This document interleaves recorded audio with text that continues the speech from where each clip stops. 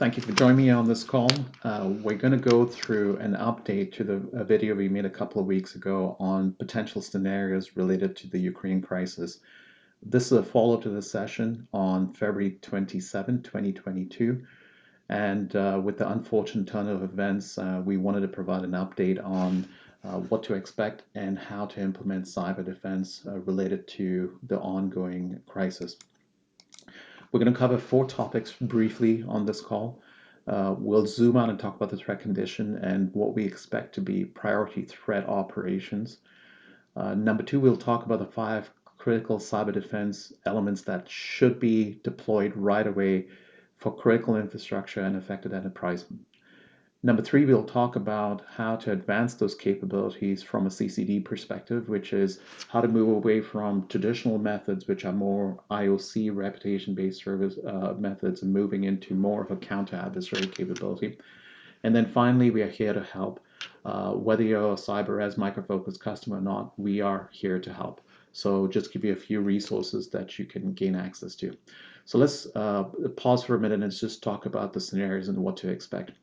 So when we provided the video a few weeks ago, we talked about 3 scenarios, and we did threat profiling for each of the scenarios. Unfortunately, today we're in a situation that we have to talk about scenario B, which is conflict. And if you look at where we are from a conflict standpoint, we expected there to be a series of techniques, some that have been realized, some that are anticipated, that we'll talk about here. Everything from rainbow operations to proxy operations to collaborative operations and other types of operations as well. We've been tracking a number of very specific tactical and strategic operations. But I just want to, on this slide, just talk about industries, targeted industries. The most obvious ones are first order, which you'll see on the bottom left, which includes defense, government, critical infrastructure, satellite communications, telecom providers, exchanges, etc.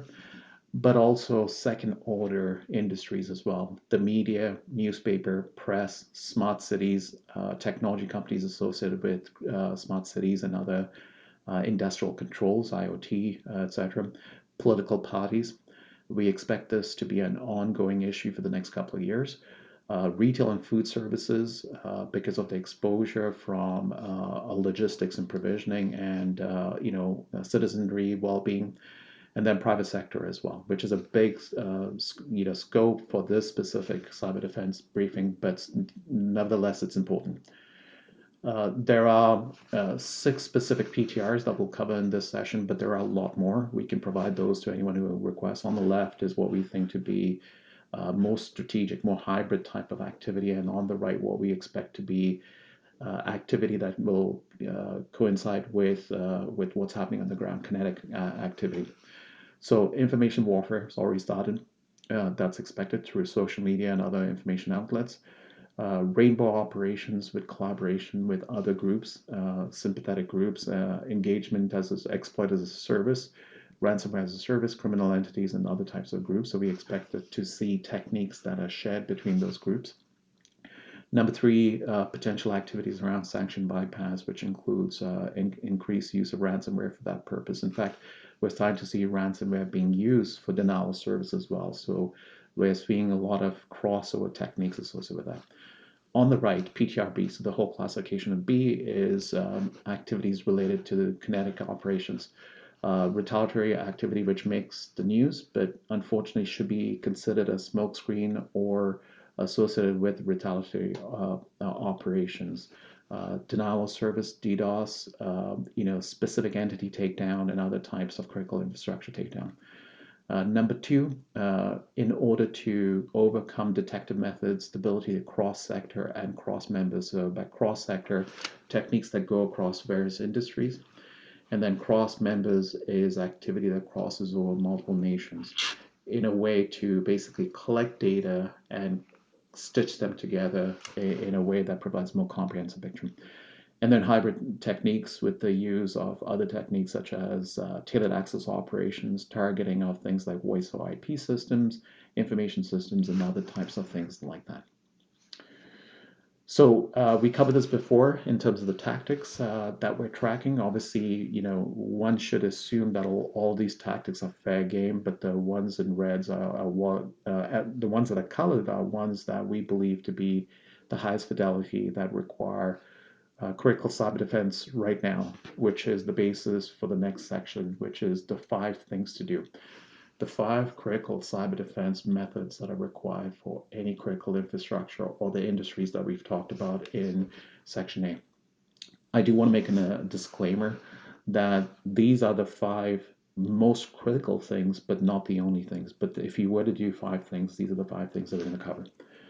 What we've done is we've done an overlay of the CCD, the critical cyber defense, across the defense framework, and you can see the entire view on this here. The 5 things is secure firmware pre-boot, software bill of material, which is typically embedded code and other things. Number 2 is secure startup and bootloader. Number 3 is address exploitable surface right away. Number 4 is implement and secure and monitor segments and flows. And then finally, secure the edge, convergent infrastructure, and software delivered networking.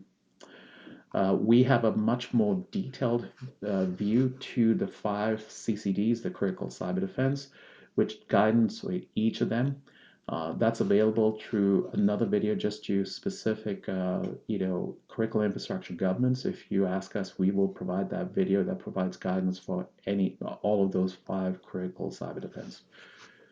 Okay, let me just quickly talk about the implementation of those CCDs and how to move beyond a traditional SOC, MDR, XDR, move into a counter-adversary capability, show you a few things.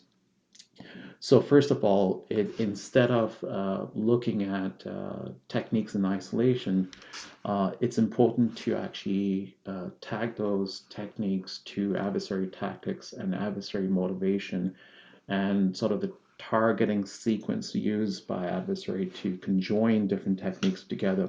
So not what an adversary has done, but what an adversary could do in terms of tracking the motivation and targeting. Number 2 is the ability to look at things from across, not a single channel. So not to, rather than look at exploits in isolation, even if they're a kill chain, connecting them with other channels, with maturity being within an enterprise, across multiple enterprises from an industry for governments, and then within partner nations to connect them all together. And then finally, moving beyond IOCs and getting into a higher capability around lib of land and shellcode by using cluster technology, being able to look at the invocation exploitations used by the adversaries and making better sense out of it. So for example, instead of using search criterion for live off the land shellcode, breaking it into clusters and looking at those patterns in clusters and tying it to the adversary as well. Okay, I'm going to wrap it up here by talking about the things we can do to help right away. So for any critical infrastructure enterprises, whether you're a CyberRes Micro Focus customer or not, please ask us. We'll provide details in the comments around a detailed CCD, critical cyber defense.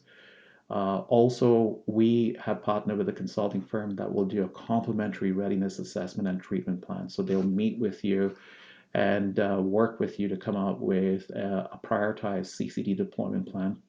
Number 3, we have a unique capability called Galaxy Cyber DNA that's going through early release or early pilot right now, and it provides unsurpassed capability to look at your attack surface, your individual attack surface. If you want to have a complimentary threat briefing for your government, for your enterprise, for your ministry, please let us know about, and we'll be happy to oblige. And then finally, if you're a CyberRes ArcSec customers, ask us for a Ukraine threat package. We're not putting it on marketplace because a lot of the capability in there is obviously restricted as TLP Amber, but ask us about that. And then we can also provide you with Cyber DNA capability for qualifying governments and enterprises. That should give you coverage for the next 30 days or so from a far space perspective. So in conclusion, thank you for your time. Obviously, we had an unfortunate situation right now. And I'm wishing all of you a safe journey. And if there's anything we can do to help, please call us. Thank you.